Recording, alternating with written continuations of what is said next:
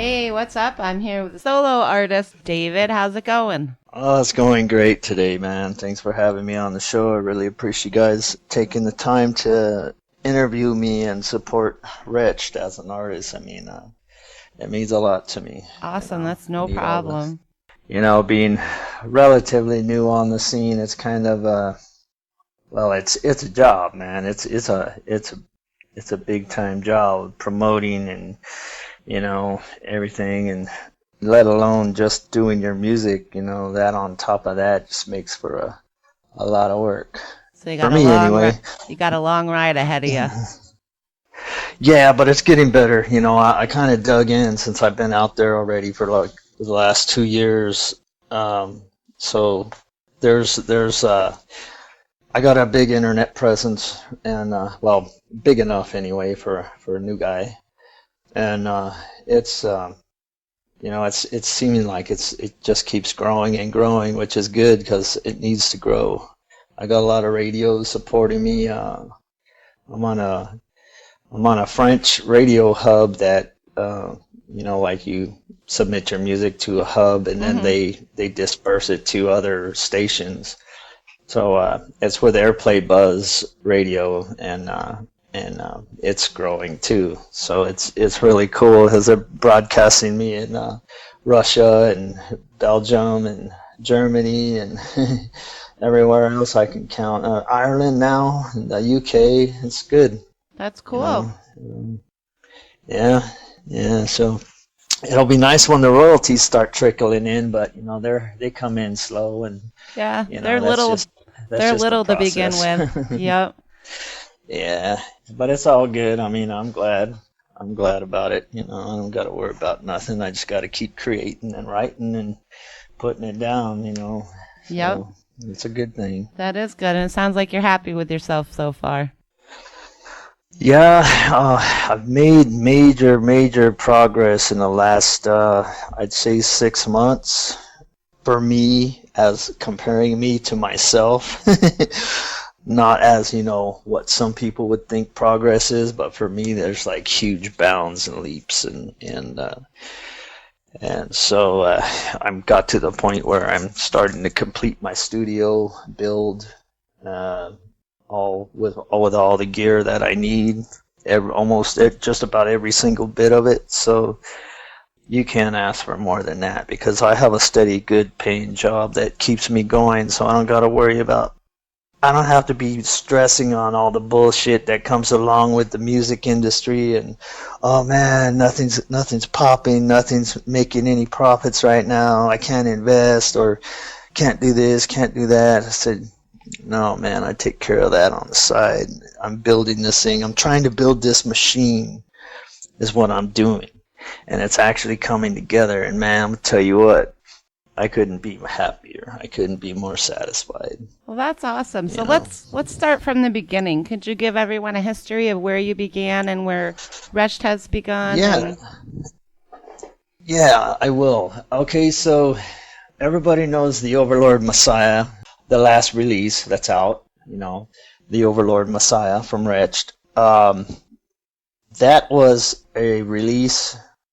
Well, that release was never released until 2016, but it was recorded back in 1988 in Fresno with my old bandmates, Tom Garcia, Mike Dooley, Roger Sims, and Doug Jackson. Doug Jackson was vocals, Roger was bass, Mike Dooley was drums, and Tom was the other guitar player. So we had a five-piece band going.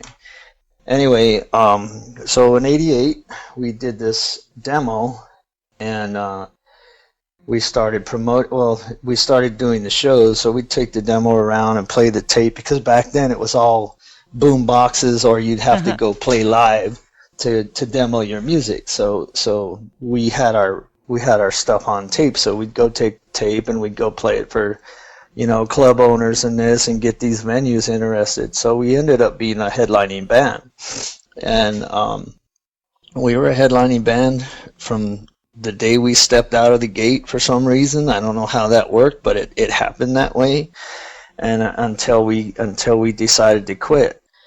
And the reason why we decided to quit was because our manager was giving us a hard time and things were getting difficult, and we made some pretty bad decisions for a new band. So business-wise, we were just, we were still kids, so we didn't know really what was going on. And we didn't have really a good business mind or a good mentor as far as business goes with the music. So, we ended up quitting. And so that band dissolved and became nothing. And just like we all disappeared, went our separate ways, never seen each other again. And I had this tape in my drawer for like 30 years, man. And I always said, man, I wish that we would have got signed and we would have got released. And I've had that thing burning a hole in my drawer for like 30 years. So I digitized it. And I released it on Bandcamp, and I got these offers from these 3 record companies, and I went with Alone Records in Greece. So that took off way more than I expected, but I signed with them thinking, yeah, let's see what this does, and I had no idea that true metal was still popular. I'd really been out of the scene completely, with just like barely listening to this and that. That's some of my favorite bands, but not really paying attention to what's happening, out there in the scenes and stuff, and that people are still interested in, true metal and stuff like that. So basically I released it as an experiment to see how things would go with it. And it just, wow, all of a sudden I get signed with a record label, and then now it's worldwide, and then I got it all on every digital platform you could probably imagine, and also I stumbled across a thing on the internet the other day. I was looking up, because once in a while I look up the pages on the internet and see what they have in there about my solo act and this and that. Mm-hmm. And I realized there was this I didn't recognize this website, so I clicked on it, and it happened to be of Finland, a record store in Finland, selling my vinyl for 32 euros. Wow. And I was all like, what the hell? That's like 35, about 35 American dollars right there for a 6-track EP on vinyl. I was all like, damn. Well, I got exposure, right? I'm good. But it's okay, though, because all that whole process of this bullshit about signing with these fucking record labels is bullshit, man. I come to find out. Because first, you can manufacture all your vinyls and albums and CDs. You can do all your press and everything if you have the money to invest in it. Mm-hmm. You can do it yourself. You can do it fine. You can even probably do it better than they will, because they don't give a fuck about you. But I do. You know what I'm saying? They'll give you the bare minimum and say, there you go, there's your promotion. I said, oh, hell no, man. Anyway, so I didn't know that then either. See, I learned all this stuff like way after the fact. And so the good thing is that it was a lot less costly for me to learn the hard lessons I had to learn with this last release, because it didn't cost me anything to record, because our manager paid for all that engineering from this last release. Right. So that's also why I wanted to sign with Alone Records also, because I figured, well, I don't have a lot invested, for one. For two, it's been sitting in my drawer for 30 years. And 3, the metalheads of America and the world need to hear this album. And you are right. Because I know some of them. And some of them are like, right on, man. They're like right on board with it, I mean, of course, not everybody's going to be into that, but that's just how it is, But, the great thing about it is it sparked a real, it was kind of like, almost like waking up out of suspended animation of being frozen in time. And I was all like, whoa, man, can you imagine that? I mean, I had no clue. I mean, I expected it to just sit there and not do nothing and just, okay, I got a release out there somewhere and it's worldwide. Whoopee-doo. But it turned into way more. So you're going to have a coming out. Well, while we're, discussing this, let's give everyone a taste and play some Black Leather and Me. Let's crank it up. All right.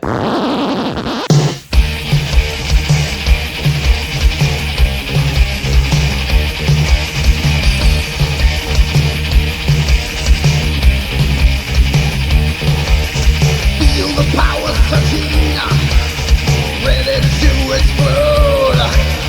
Muscles tightening, listen as we roar. You felt the power of metal when you first stepped through the door. Spikes and skirting corvettes, the crowd is screams for more. Black leather and me. Lay your head to be free. Black leather and me. Driving metal, you come to free.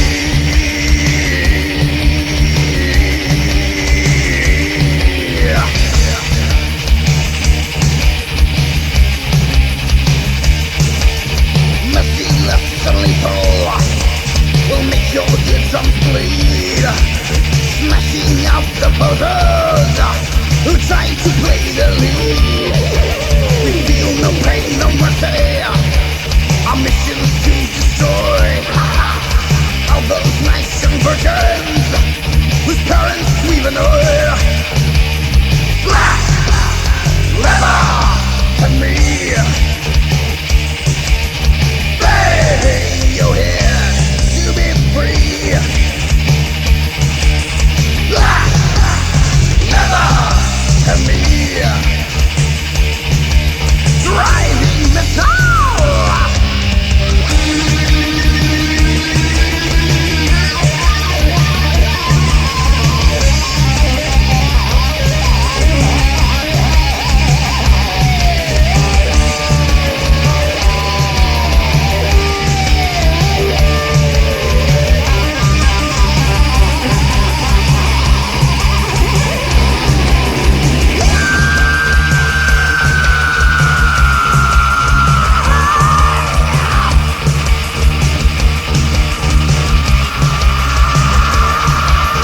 Metal-minded masters come to steal the show.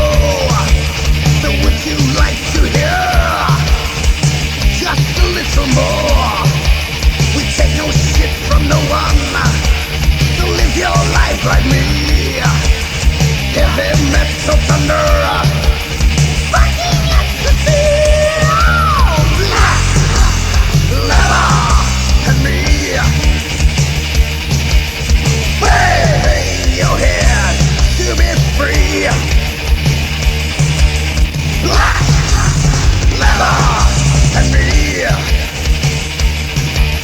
Driving metal, you come to die. All right, that was cool. That was Black Leather and Me. Can you tell everyone about that track, please? Yeah, that song was a song that Tom Garcia wrote, which he actually wrote all the songs, or I'm not exactly sure if he wrote them all, but he brought them all into the band, and that's what we focused on, because they were all together and all we had to do was learn them, perform them, and record them. So we did that. But about that song, it's about going to a concert. It's also about the artist getting pumped and ready to blast out for the show. It's about, the whole vibe of, the energy. When you're walking into the concert and you're right there and say it's your favorite band and you can't wait for them to go up, and you hear the intermission with the other music anticipating them to go on, and it talks about feel the power surging ready to explode.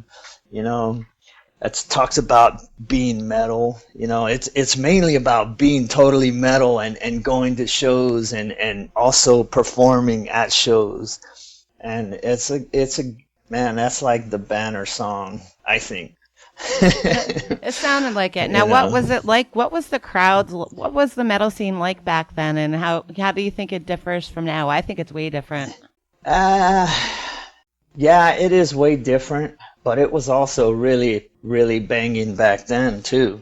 I mean, because we came from Fresno, California, and one night we headlined the Troubadour over in Hollywood. Cool. And it was on a Sunday of all days. I mean, like it was like the night before work, so hardly anybody was coming. But I'll tell you what, there was like 30 kids from Fresno, drove all the way from Fresno to L.A. to Hollywood, which was about at least 250 miles or more. Mm-hmm.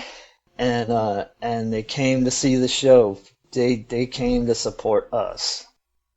And I was like looking at that going, wow, you know.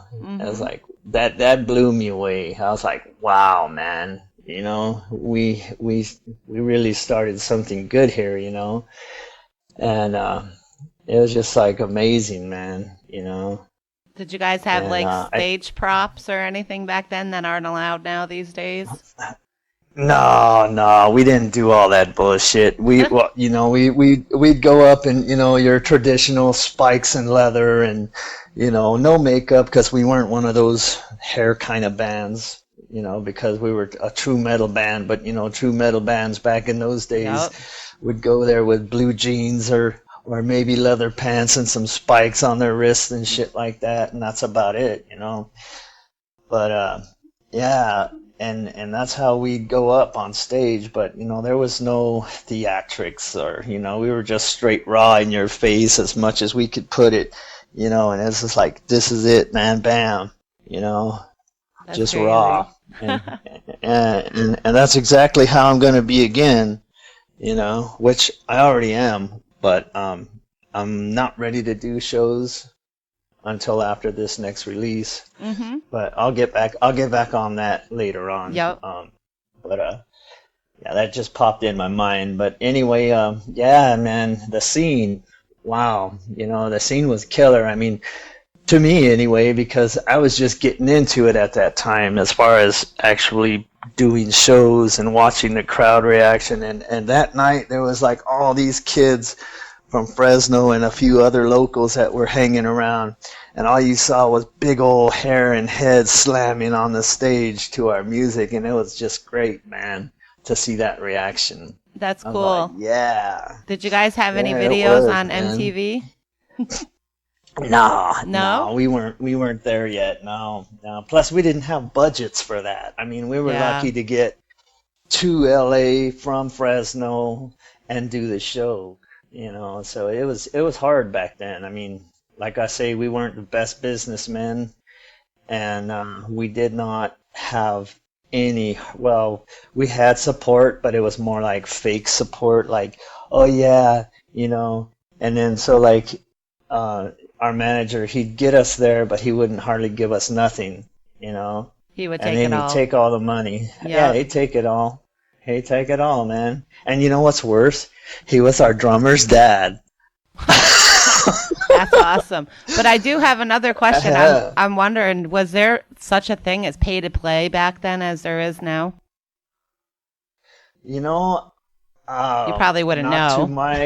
Not to my knowledge. In fact, I didn't even know that was a thing now. So, like, what exactly do? They charge you to play your music at their show? Yep, you sell out. You have to sell the tickets, put a deposit on the tickets, sell them, pay them half up front, and then pay the rest when you get there. Wow, yep. I think that's something. Mm-hmm. So you may want to look into that when you're moving forward. No, I think I'll just try to do my own productions and rent a hall. Mm-hmm. My own damn self, you know. I don't know. I guess I'll cross that bridge when I get there and see how that all works out. But I mean, that's ridiculous that you have to put up all your money. Mm-hmm. Yep, it's a lot. It's a lot everywhere going on.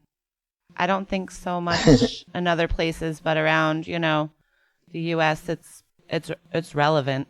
Wow. So not only do we not have to get oh wow. Well, it is what it is. Yeah. Yep. You know, but I don't agree with that. I think that's bullshit straight out the gate. You know, I mean, if anything, you know, you're gonna have. They need to well, I don't know. They need to fix that somehow.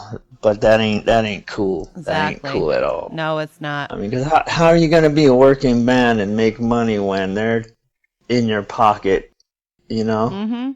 That's what it's like. They want to get free money for all your hard work. Exactly. You know. Yep, it's tough. I don't care about that. You know. I mean, I care about that, but I mean, it's like, you know what?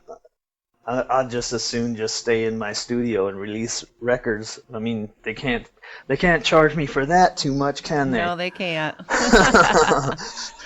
So at least I got that. All right. You know. Well, you mentioned you had something new going on, but before we discuss that, we're going to check out another track here.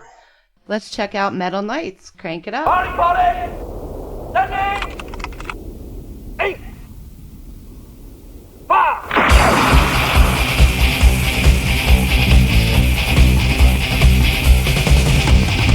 We come from a place, we shine like stars in the night. We see ourselves in the shadows and the lights. We rip and slash, we burn and smash, we fight for the metal in the night. Everybody's alright. We will lead you through the fight, sound of the metal night. We scream for the sound as it blaze through the air. We fight for the freedom and the rights everywhere. You know that metal should be heard throughout the land. Gotta get up, everybody. It's time to make stand. We will lead you through the fight. Sound of the metal night. Everybody, it's alright. Stand up and fight for the metal night.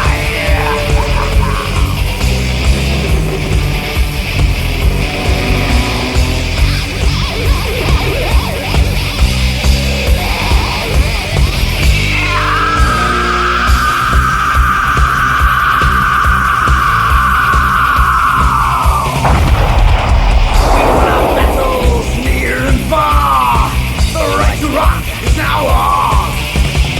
You've seen us soul in the shadows of the light. Now you know it's alright.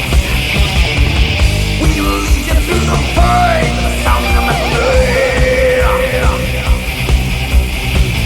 Everybody's alright. Stand up and fight for the metal night. We will lead you through the fight with the sound of the metal night.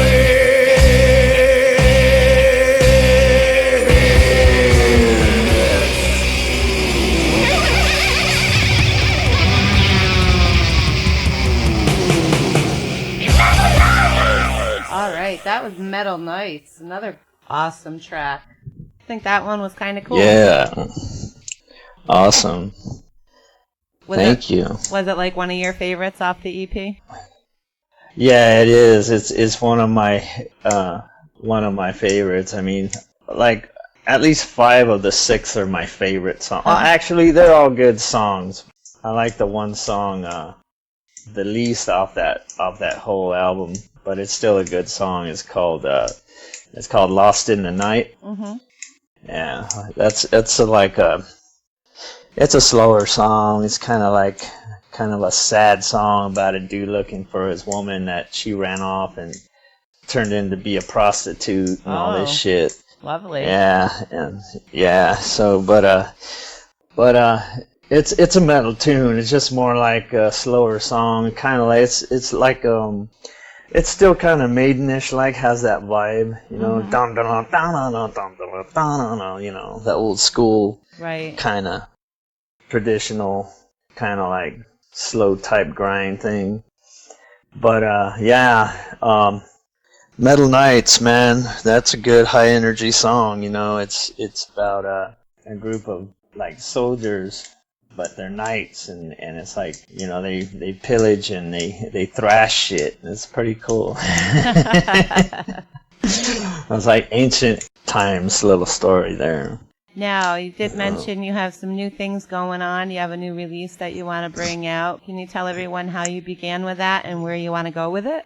Yeah, exactly. Thank you. Well, I'm working on my new release called Horrific. And it's in the infant stages right now as I'm putting together my studio, and I'm writing the actual concrete riffs and all that on that song. and I have all my other ones behind that coming up. But that one's the most finished song, because I still have like another verse of lyrics to write on that. But that is the song. I title tracked my album that song's title, Horrific, because that's the song that got me motivated to come back into the scene. And so immediately after I made that decision, I started getting gear and started figuring out what I need to be doing to have a home studio that I can really work sufficiently and adequately in. And it was about 7 years ago or 6 years ago I started that, but then life has its trials and tribulations and setbacks, and so from then to now, this is how far I've got.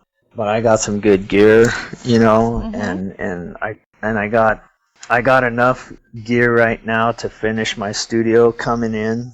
I got approved for a pretty healthy credit line so I could finish up the rest of my studio. And so I'll be doing all the instruments on the tracks. I'll be doing everything. I'll be singing. As far as right now, that is the plan. I could change some of those things depending on how things go. But the whole plan is to completely do all the instruments and vocals, do all the promoting, all the engineering, and I'm not gonna do any fancy sound engineering shit because that ain't my style. I mean, I'm just like, I'm gonna make it loud and in your face and clear as hell and shred as much to the ability as I can possibly shred. Not that I'm like this guitar god, because I'm not. No. But I'll play that shit as hard as I can. I do okay, but I mean, as far as comparing me to somebody like Yngwie or somebody like that, there's nothing like that for me. Sometimes you just want to be an individual and do what you want, but maybe someday down the road you can get some guest people to step in and help you out with recordings. That would be cool. Yeah, maybe. We'll see. I mean, I have my teacher, actually. My teacher has his own studio, and he asked me that, and I said, well, I'm gonna accept this challenge first, and if I get my ass kicked, I'll come see you. But it's looking good so far that I'll be okay. Yep. But like if I really do need help, really, I have artists and people I can call. I'm not completely in the dark. I mean, like, alone. No. You're never alone in this world. Yeah. So it's a good thing, though, but I'm putting myself up to the challenge because I really want to see how I can pull this off, which I don't have any doubts, really, I just have a lot of hurdles and a smaller obstacle than they used to be, so that's a good thing. Like earlier this year, in fact, I had to get my hands operated on because I had carpal tunnel syndrome in both hands. My hands would go numb periodically when I'm trying to shred, so that was a big deterrent. So I finally got the operation and my hands got healed up pretty good, and I'm doing really well. I mean, as far as, I got all the feeling back in my hands and my fingers, it's because the worst thing in the world for a guitar player or any kind of musician who plays their music, of course, with your hands, is you have to, especially stringed instruments, I think, because you have to feel the string under your fingers, and if your fingers go numb, you can't really feel what you're doing, so you're not feeling your strings, but you're grabbing them, and then you're not feeling your pick and you're dropping it. That's just not good. Nah, that's not good at all.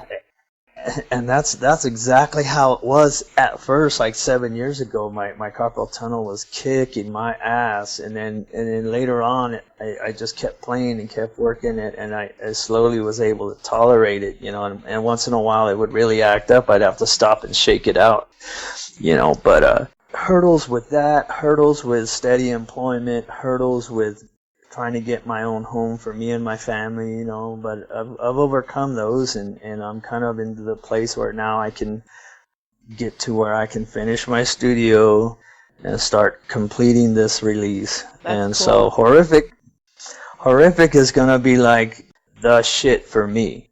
I mean, I don't know how it's going to be with the folks out there, but I'll tell you, I know I have a lot of true metal fans that like true metal. but this is going to be pure thrash metal from the old school. So it's going to be old school flavored new thrash shit that I'm going to do, and I'm going to continue doing that. I mean, I like playing blues and things like that, and I might venture out in some other styles as well.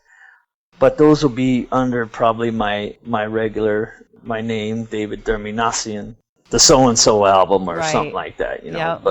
But that's later up the road. Right now I'm focusing on Horrific, because Horrific has like been a major focal point of my whole getting back into the scene and doing what I love best, is playing thrash, you know. That's cool. So I'm going to do that to the best of my ability and improve.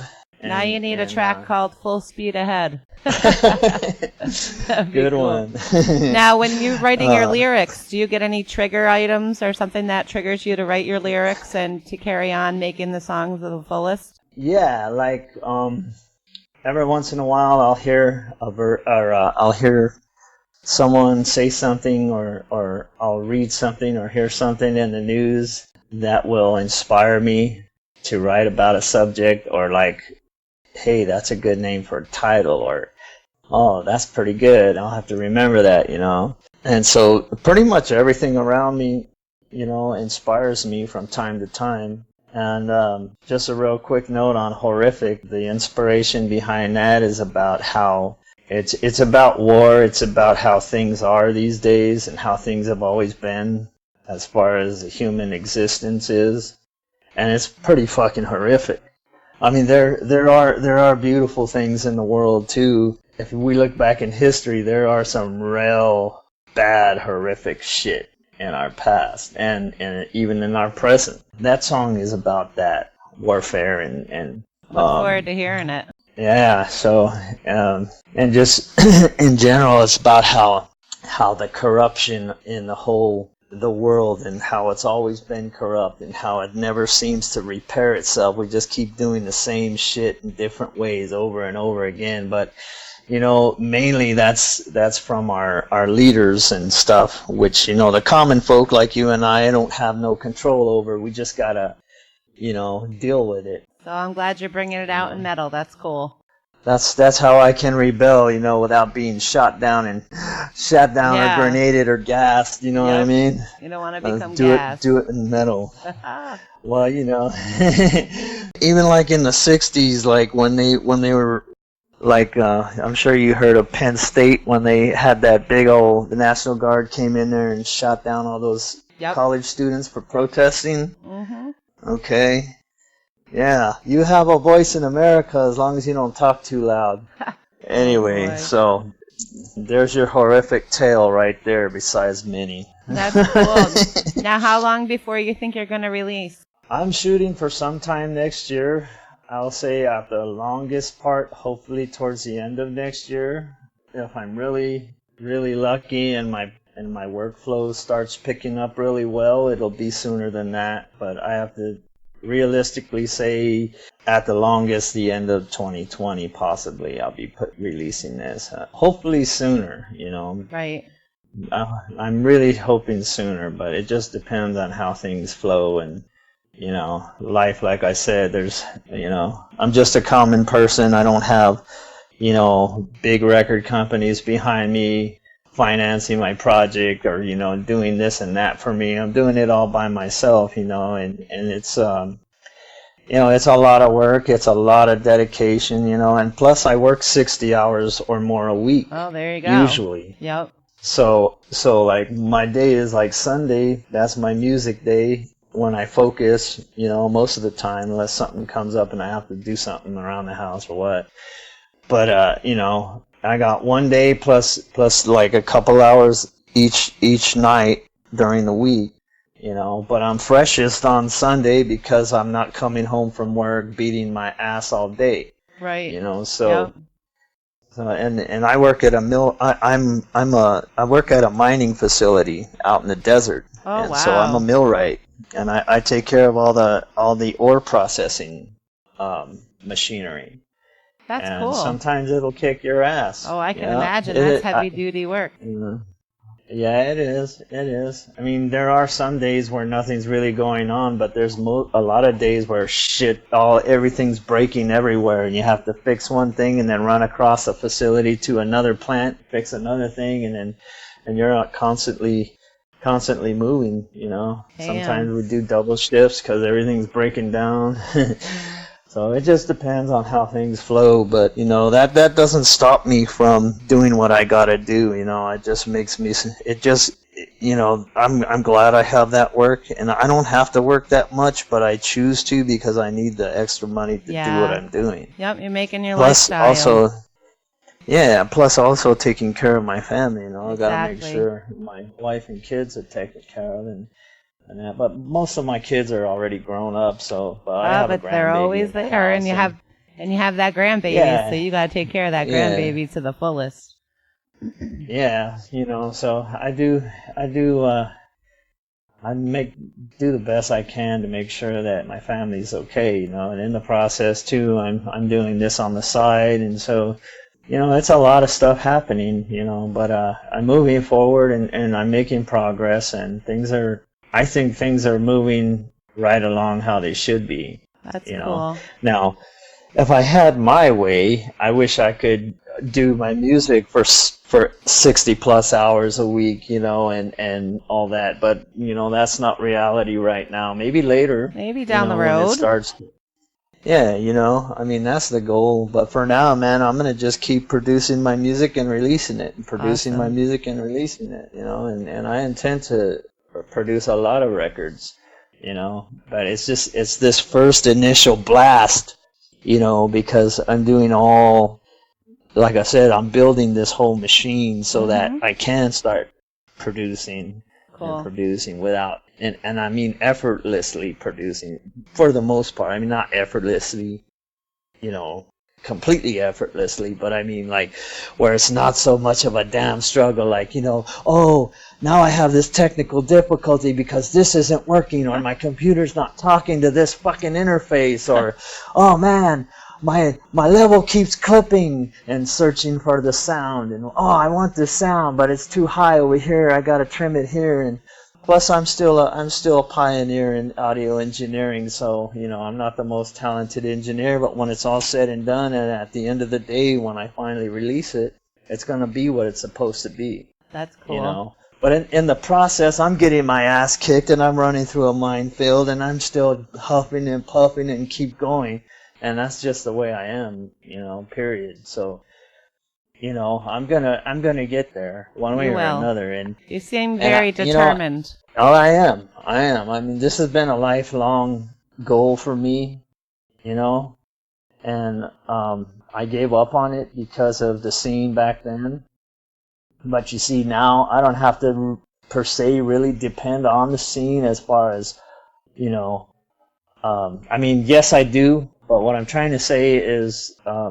Well, you know, it's just different now compared to like back in the 80s when I started, because like for instance, our internet was how many telephone poles can you tack that flyer to, and how far are you willing to drive to put that word out, Right. you know? And so whatever radius of miles you were physically able to cover, that was your show, that was your advertisement, you know, little cardboard poster with some artwork and the show of so many bands, and it's going to be on Saturday night, $5 at the door, come if you want to rock.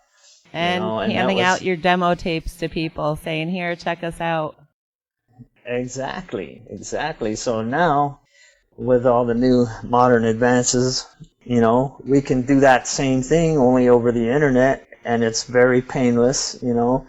And you just shoot it all out, and it just takes off, and then people get the links and the music, and they can stream it and audition it, and you know, it's not such a headache now to put your stuff out there. Yeah. And you know, and I'm probably preaching to the choir, I know, but to me, it's still an awesome thing. I mean, I'm not blown away by it anymore, but it's still just, I think it's so awesome that we can do that now, right, compared to the way it used to be. See, these kids back nowadays, they don't even, unless they know somebody who could tell them stories, they don't know how it used to be. No. You know, and how fucking hard we used to work. And what did our cell phones look like?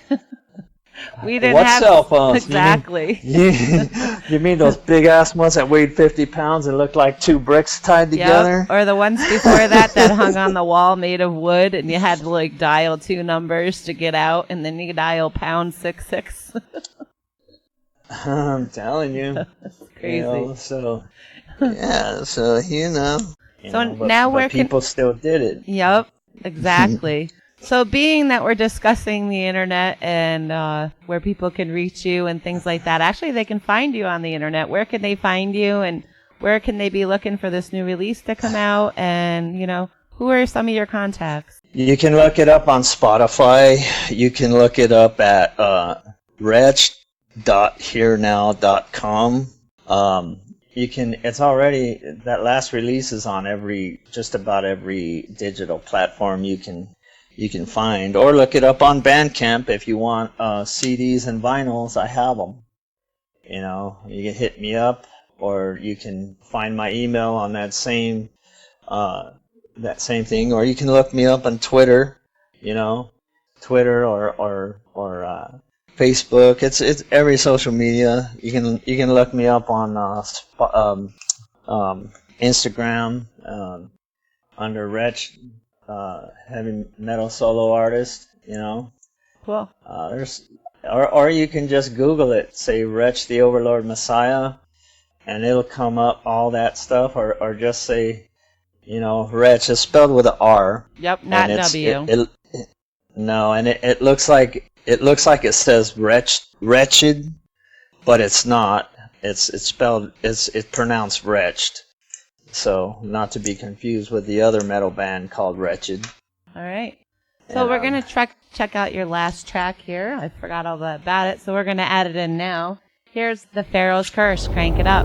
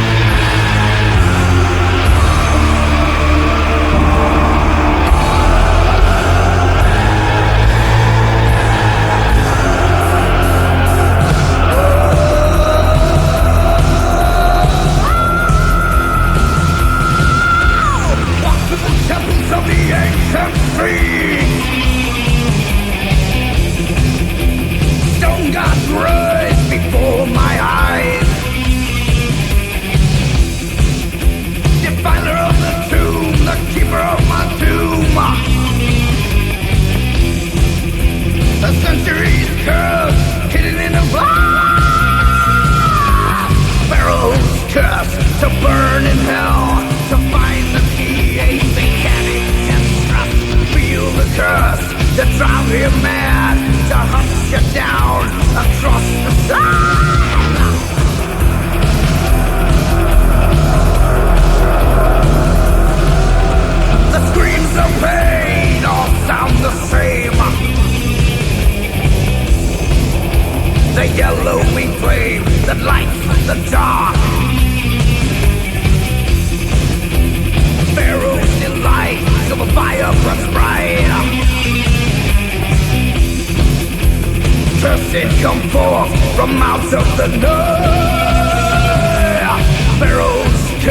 to burn in hell, to find the key, a satanic construct.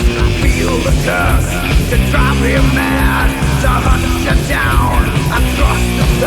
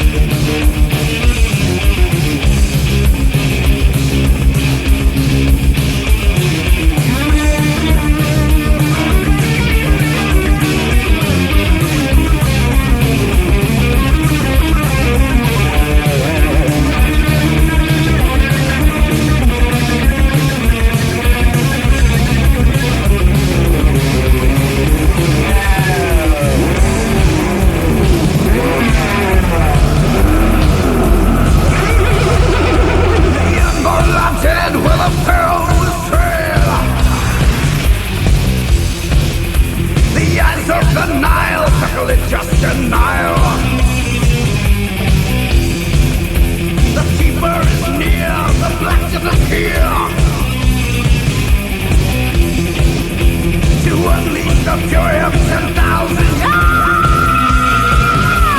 Pharaohs Curse, to burn in hell, to find the key, a satanic distress. Feel the curse, to drive you mad, to hunt you down across the sun.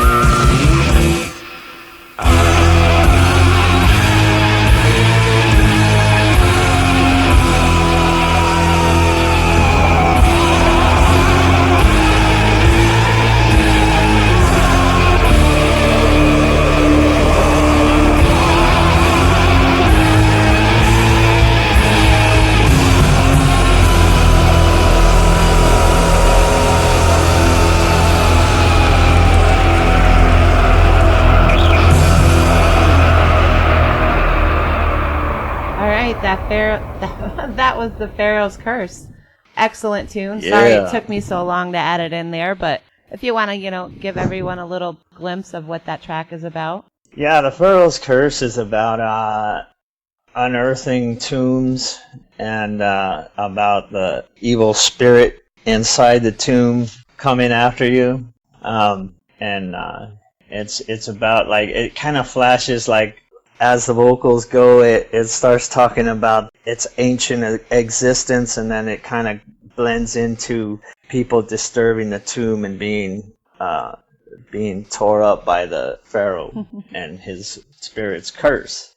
That's always been a pretty cool song. It's kind of like Maiden flavored, like older Maiden, kind of. Yeah, I kind of got not that. Not exactly, but. All right, so, is there anyone you want to give a shout out to, or anything else you'd like to say to anyone out there? I just want to say thank you to all my real fans and people that dig my music. I'm sorry it's taken a little bit longer than I'd like it to get this last release published, but believe me, when it comes out, it's gonna kick ass. As the best of my ability, anyway, and that's what I promise you. So, if any of you want to come and visit my websites or anything, just come on down. The easiest thing to do is go to retched.herenow.com, and it'll take you to every Spotify, iTunes, other digital platforms, and Bandcamp, also in my Facebook, among others. Thank you. Cool. Can you do a shout out for the radio station? I think I let you know what to say earlier.